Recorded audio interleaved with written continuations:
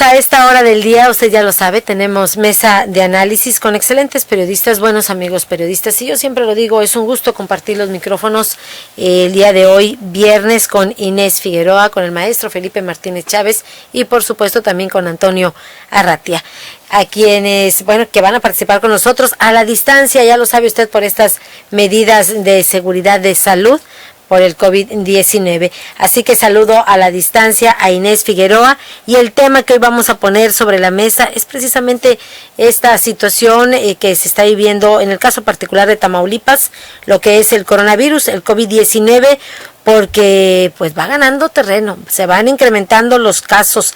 Las autoridades han señalado y reconocen que se detecta brote en el Hospital Civil aquí en Ciudad Victoria, brote en el Hospital Psiquiátrico, y en el norte de Tamaulipas, en la ciudad de Reynosa, ya le platicábamos que se saturó de casos de coronavirus un hospital del IMSS. Iniciamos con este tema y le decíamos, vamos a iniciar con Inés Figueroa. Inés, muy buenos días, te saludo a la distancia. Buenos días, Claudia, buenos días al auditorio. Y sí, como señala, que estamos viendo una serie de fenómenos asociados a la pandemia que yo pienso se deben ver cada uno en su contexto. En general, este crecimiento en los contagios y en particular las infecciones, por llamarle así, que se han dado en algunos centros que son parte del estado tamaulipeco, en el, como bien señalabas, el Hospital Civil de Ciudad Victoria, el psiquiátrico de Tampico, pero también en la Casa Hogar San Antonio, también, y eso, está por definirse qué tanto tiene que ver con la pandemia, estas muertes que se dieron la última semana en el refugio de ancianos que opera el DIF en Reynosa. En fin, una serie de elementos que, si queremos ponerle un común denominador y echarle la culpa a alguien o responsabilizar a alguien, yo creo que mucho ha tenido que ver las políticas aplicadas por la secretaria de Salud del Estado, Gloria Molina Gamboa, y muy particularmente yo creo que ha habido mucha incidencia en el mal manejo mediático que se ha dado a la pandemia, a las cifras, esa forma de mantener un monólogo aislado por la encargada de este tema de la salud pública de los tamaulipecos, buscando no dar respuestas, buscando incluso en algún momento desacreditar a los medios y a los periodistas, tanto en las entrevistas como en las propias publicaciones que hace de manera unilateral en las páginas electrónicas oficiales, divorciándose de los medios de comunicación y con ello divorciándose de la opinión pública de la sociedad de los tamaulipecos. Yo creo que la desinformación en la que ha transitado la pandemia tiene mucho que ver en lo que está sucediendo y en la preocupación de los tamaulipecos porque no tienen acceso a respuestas, porque hay información que se sospecha se está ocultando, y así, por ejemplo, hoy los picos que hemos estado alcanzando en contagios tienen mucho que ver con el desbordamiento de la pandemia en la principal concentración urbana de Tamaulipas, en Reynosa particularmente. Los tantos casos que se están dando en Reynosa están empujando la curva general del estado.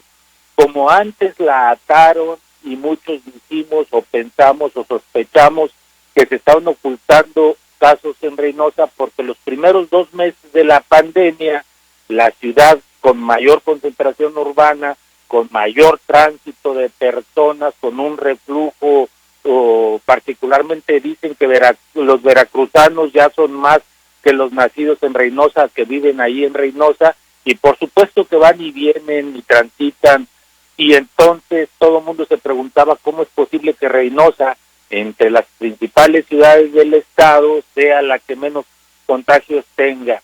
Y eso provocó, hayan ocultado o no información, eso provocó que los reynosenses se confiaran y dijeran que era falso, que había una pandemia, y dijeran que eran inmunes a la pandemia, y entonces hoy tenemos la cantidad de casos y muertos que se han dado las últimas 3 semanas, para remontar ese último lugar en que se estaba y encontrarse ahora en el primer lugar desde la semana pasada, antepasada, y repuntando de manera acelerada todos los días. Entonces eso es parte de las consecuencias de la desinformación de la secretaria Gloria Molina. Y lo otro, la situación, si queremos tomar de muestra el Hospital Civil de Ciudad Victoria, desde hace 10 días más o menos, ha habido expresiones surgidas del propio entorno del nosocomio señalando de contagios, y la autoridad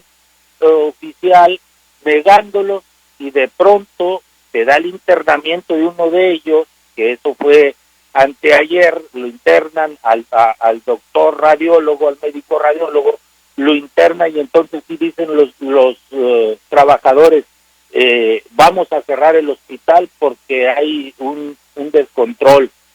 Y solo entonces la Secretaría de Salud acepta que hay 10 personas contagiadas. ¿Desde cuándo? ¿Quiénes? ¿Con quién se contactaron? Los trabajadores todos fueron sometidos a pruebas la semana pasada, a pruebas de COVID, y no sabían por qué, porque la autoridad les seguía diciendo que no había contagios, aunque ellos tenían rumores, pero la autoridad les decía no hay contagios, les hacen pruebas sin saber por qué, y ya pasa eso.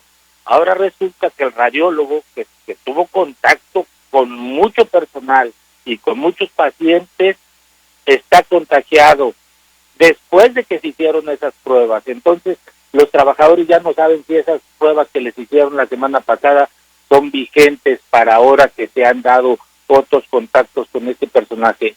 Y eso es solo un pequeño elemento de todo lo que está sucediendo en el Hospital Civil y estará sucediendo en otros hospitales, como el hecho de que fuera de los doctores que tienen cubrebocas oficiales, el famoso N95, al demás personal les dan cubrebocas de esos que llaman cebolla, que son delgados, transparentes, que ellos creen no les protegen mayormente. Y además, hoy mismo el paciente el doctor que hace 3 días fue confirmado con coronavirus, está siendo atendido dentro del Hospital Civil, donde no se tiene ni la cultura ni los protocolos para el trato de este tipo de pacientes. En el Hospital General, por ejemplo, que existe una unidad, estos hospitales móviles que hicieron particularmente para la atención de los pacientes de coronavirus, todavía no hacen las atenciones ahí en lo local, sino que los mandan al hospital de referencia, que es el hospital de alta especialidad, el Hospital Regional de Alta Especialidad, el RAEP. Ese es el hospital de referencia. Cuando se llene ese, cuando se sature ese, se van a atender en las otras áreas, en este caso en Ciudad Victoria, en el hospital móvil contiguo al Hospital General. Lo que quiero decir es que mientras en el Hospital General los refieren con todos los protocolos, los refieren al hospital de alta especialidad, y en el civil atienden a un paciente, reciben a pacientes y no se dan los protocolos.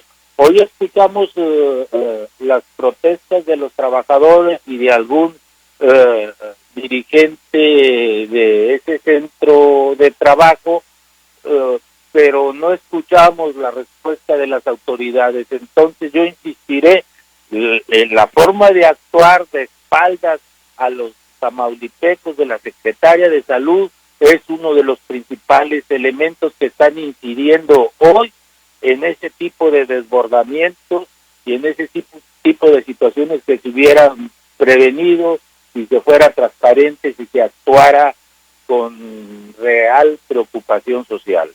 Y ese es el cuestionamiento de la ciudadanía. ¿Por qué no se está cumpliendo? ¿Quién está fallando? ¿Quién no está haciendo la tarea? Vamos también en esta mesa de análisis con el maestro Felipe Martínez Chávez. Maestro, muy buenos días. Buenos días, Claudia. Gracias, maestro. Y decíamos, algo está ocurriendo, pero las cifras van en aumento. ¿Y quién no está haciendo la tarea, maestro? Sí, es cierto. Aparte del descuido en las instituciones hospitalarias con tantos casos, yo creo que en los puntos específicos donde se han dado más concentración de casos es en los hospitales o en instituciones que dependen del sector salud o del DIF. Aquí yo creo que quien no está haciendo la tarea es la Secretaría de Salud o el Comité de Seguridad.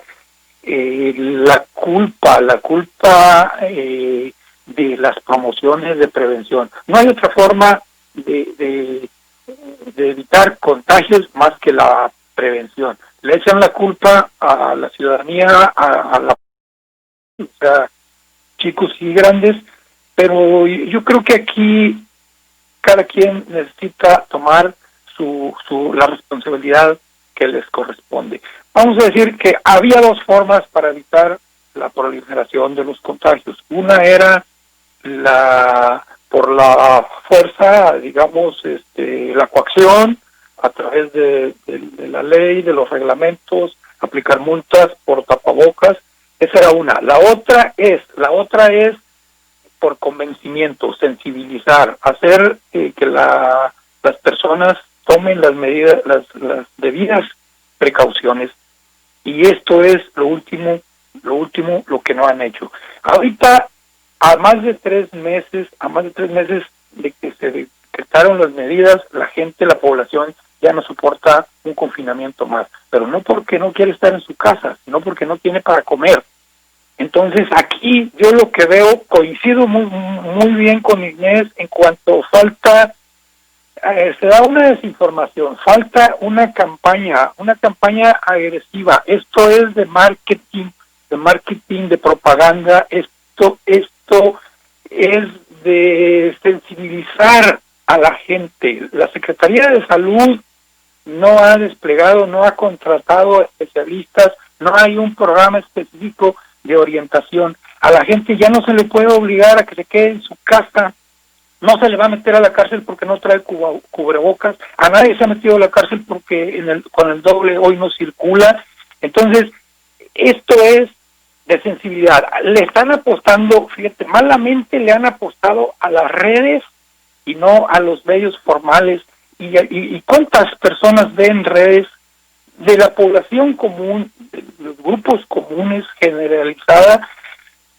¿Quién consulta la página, por ejemplo, de la Secretaría de Salud? Y prefirieron hacer a los medios tradicionales por un sencillo ejemplo. ¿Cuántas veces a ti en lo particular alguien de salud te ha solicitado espacio, alguna entrevista, algo, cuándo te han mandado algún jingle ahí, como se llamen, promocionales, banner, como se llamen, cuántas veces te lo han solicitado? Este tema es de los especialistas y se duelen en el sector salud y utilizan las mismas redes. Las redes sociales no son para generar opinión, las redes no son para orientar. Las redes más bien destruyen desde el anonimato, no tienen una fuente fija de información y las instancias oficiales al público no le caen bien. Yo creo que aquí tendrían que ponerse las pilas el sector salud, porque no le queda otra más que convencer a las personas a través de los medios y pero actuar ya. Por ejemplo, hay un mensaje que suben a la página de la Secretaría de Salud. Dice: no enviemos audios anónimos ni mensajes apocalípticos. Evita me dijeron, entre comillas, los sé de buena fuente. El primo de una amiga es médico, pero malamente lo utilizan en las propias redes. ¿Quién ve la página de la Secretaría de Salud? Esto, dicen ellos, confunde, desinforma, desanima, pues claro, necesitan utilizar los medios tradicionales, que es donde se forma la opinión, es donde se da el razonamiento, y no a través de redes sociales.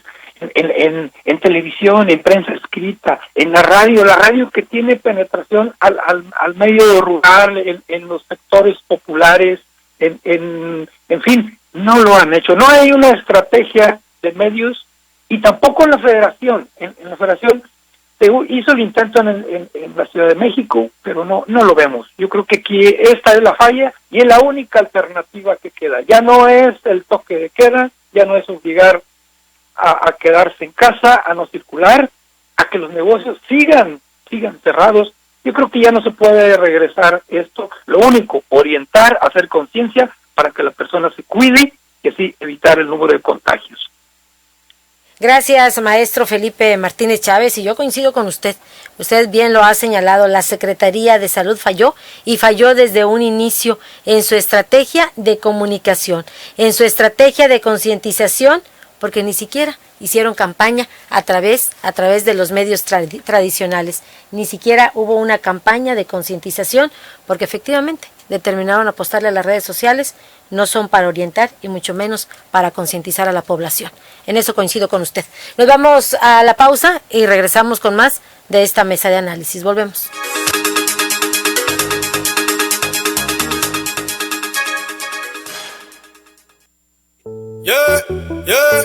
Gasolineras Arce. Te damos gasolina desde el 52. Estamos aquí en el 8 y por todos los lados. Y si vienes a cargar, litro por litro te va a dar 100% garantizado. Lo podemos comprobar. Gasolineras Arce. Atención maestros, jóvenes y niños, los invitamos al curso de aprendizaje para quienes quieran conocer e implementar el procedimiento digital utilizando ambas manos para obtener los resultados de las tablas de multiplicar del 5 al 10. Cuota de recuperación maestros y alumnos individuales 500 pesos. Alumnos en grupo de 3 en adelante 300 por niño. Para aprender este sistema del profesor Gabriel Castillo deben de saber las tablas del 2, 3 y 4. Diviértete aprendiendo con este curso. Mayores informes, comunicarse al teléfono 834-111-4529. En H-E-B, este verano llénate de grandes ahorros. Cirlón con hueso extra suave, 139 pesos el kilo. Flecha sin hueso, 69.90 el kilo. Brisket con hueso para asar extra suave, 89.90 el kilo. Y H-E-B Gouda rallado de 454 gramos, 94.90 la pieza. Vigencia el 29 de junio. En tienda o en línea, H-E-B. Contigo todos los días. Amigos, ¿ya probaron los productos de Mesil? Sí, yo les llamé. Toda mi casa quedó limpísima. Mi auto muy reluciente y sin gastar una gota de agua. Mis mascotas sin malos olores. La cocina como nunca. Le dije adiós al cochambre. Y en mi trabajo, los productos Mesil son la solución. Somos Mesil, cuidamos el medio ambiente. Mesil, Mesil. ¿Y tú ya eres cliente Mesil? Porque cuidan de mí, Mesil.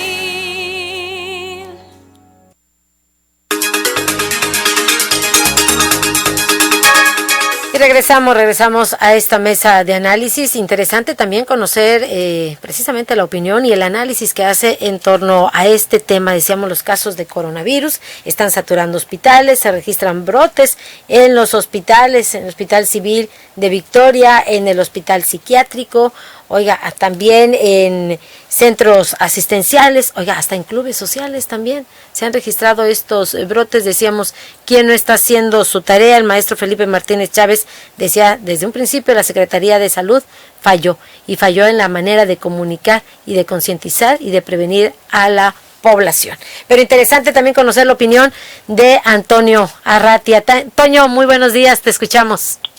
Buenos días, Claudia. Buenos días a tu auditorio. Mira, solo para abonar un poco al compañero, al tema de los compañeros que ya lo ampliaron más o menos sobre la información. El jueves no hubo información sobre el COVID-19 en Tamaulipas. Entonces, hasta las 5:30 de la mañana de hoy viernes estaba la misma información. Estaba el primer corte del miércoles que hubo 14 fallecimientos, y luego el segundo corte el miércoles con 8 fallecimientos. Fueron 22 muertos ayer. Y es todo lo que hasta las 5:30 de la mañana de hoy aparece en la página de salud. Entonces, evidentemente, eso es desinformación. Entiendo que las cifras o los números tienen que manejarse con riguroso cuidado, pero las circunstancias no están dadas para omitir la información a la población. Ahí hay hasta pánico.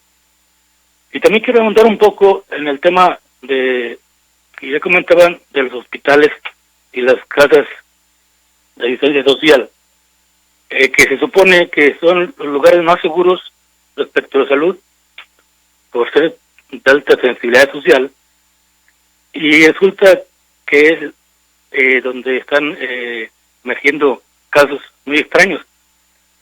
Entonces, el mensaje que se lanza hacia el exterior, hacia la población en general, es devastador, porque pues, lo primero que se pregunta a la gente es, si no se cuidan ellos mismos, ¿quién nos va a cuidar a nosotros?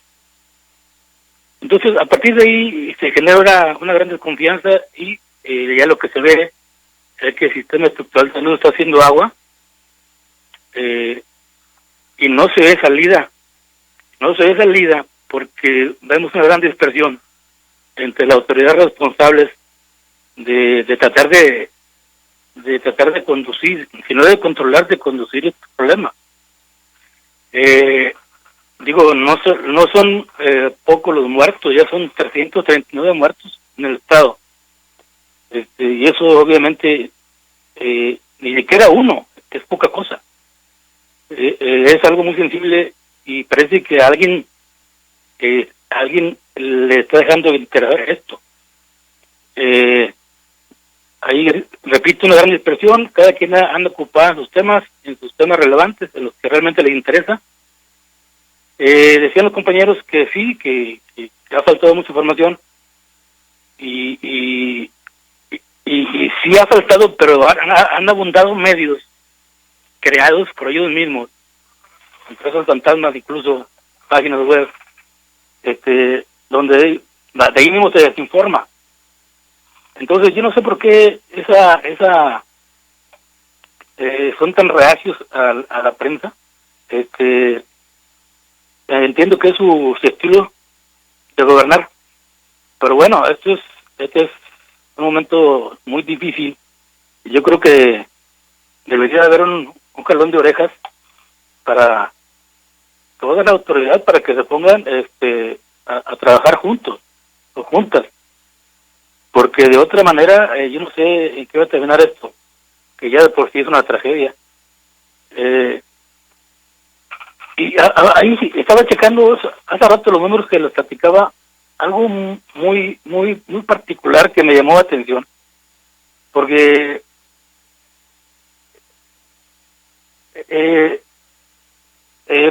Matamoros, Reynosa, Nuevo Laredo y las ciudades grandes de la frontera están llenas de coronavirus, de COVID-19, pero de pronto me puse a checar la frontera chica. Increíblemente, en los 4 municipios, Miguel Alemán, Mier, Guerrero, Díaz Ordaz, en los 4 municipios hay un solo muerto. Hay Miguel Alemán hay 5, hay 3 positivos en Miguel Alemán. En Mier hay 9 positivos. En Guerrero hay 3 positivos. Y es todo lo que hay, un solo muerto.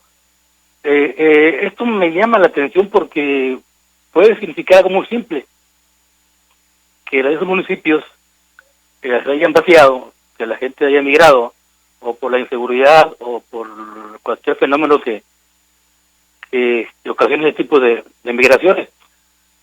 Pero no deja de llamar la atención un muerto en 4 municipios de la frontera chica. Sí, efectivamente, lo que tú nos comentas, Antonio, no deja de llamar la atención precisamente esas cifras que se manejan. Tenemos varios comentarios por parte de la audiencia. Dice, también el responsable, dice, de Protección Civil en la ciudad de Reynosa resultó con COVID-19. Dice también el MANTE, el responsable del sector del área de COEPRIS, Alberto Trujillo, también dice da positivo a este problema de salud. ¿Quién no está cumpliendo con la tarea? Un minuto para cerrar, ya se nos está terminando el tiempo. ¿Con qué nos quedamos, Inés Figueroa? Bueno, tenemos problemas en la comunicación con Inés Figueroa, quien también está en esta mesa de análisis. Una disculpa, le recordamos que la participación, bueno, es vía telefónica a la distancia. Un minuto para cerrar, Inés Figueroa, ¿con qué nos quedamos? Mientras tengamos a la secretaria de Salud aspirando a ser influencer o a cazar likes en las páginas, en las redes sociales, pues vamos a seguir perdiendo la batalla. Yo creo que debe ya de dar la cara, y al dar la cara comprometerse a hacer el trabajo para el que se le contrató, y no seguir en frivolidades subiendo a la balanza la salud de los tamaulipecos.